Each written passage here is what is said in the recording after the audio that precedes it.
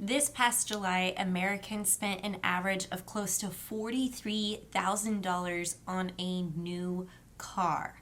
Now, new vehicles and used vehicles are just blowing up in terms of sales and demand. Now, why is this going on, and what should you do about it if you are in the market to buy a new car? Stick around, I'm going to explain everything in this video.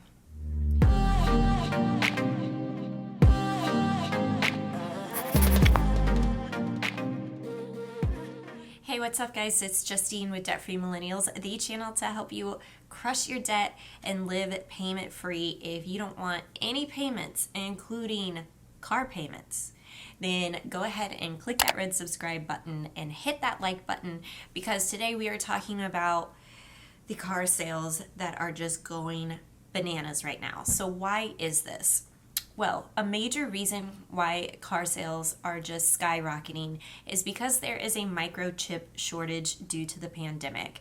Now, when the pandemic initially happened and everybody was quarantining and staying at home, car sales weren't really doing much of anything because we didn't need a reason to go out and travel and use transportation, with so many of us working from home. That created a domino effect of how things operate in the auto industry.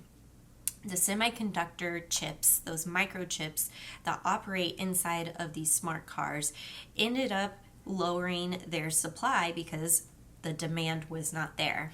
However, at the end of last year, we saw that car sales actually increased. More people were wanting to take road trips and go explore, and they had help of things like the stimulus check to really boost the economic recovery. And so car sales ended up skyrocketing, but there were no chips to actually power these cars. So a lot of these new cars ended up sitting in the parking lot waiting for these microchips. Actually, did you know that the biggest microchip manufacturer is located in Taiwan? I saw a great story on 60 Minutes that talked about how Taiwan is actually manufacturing chips for people like Intel, who also manufacture chips.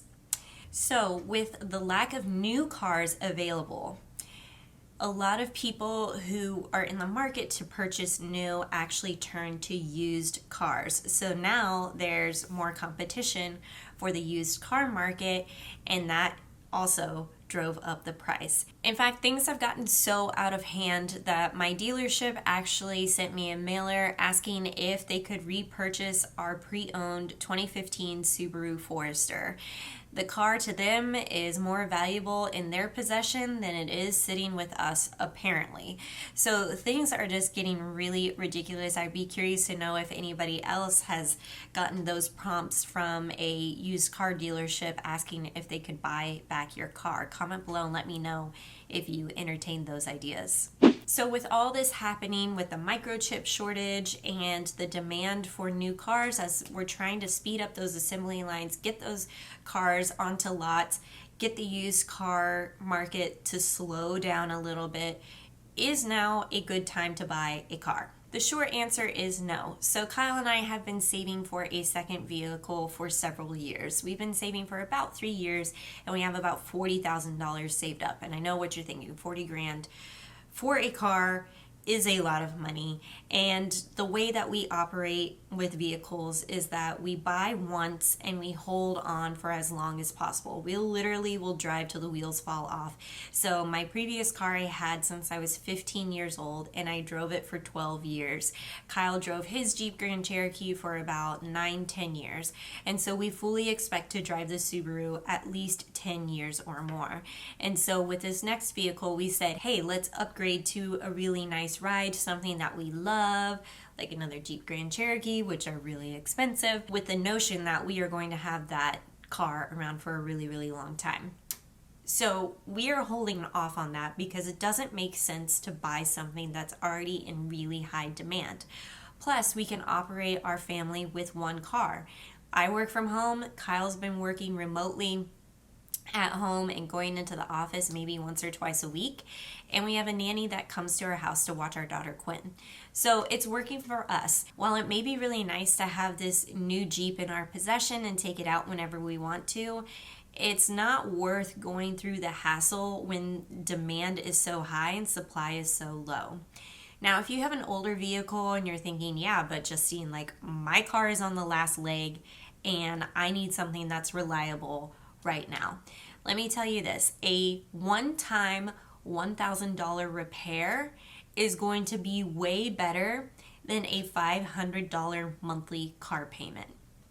And that's the way that I viewed it when I got rear-ended with my first car. If you want to check out that story, I will link to that up here. But when I got rear-ended and my car was deemed totaled, I had that decision to make. Do I go ahead and foot the bill and make the repairs to this car, or drive it without the bumper, which is what I ended up doing for a little while? Or do I sign up for a car loan and have the $500 monthly payment?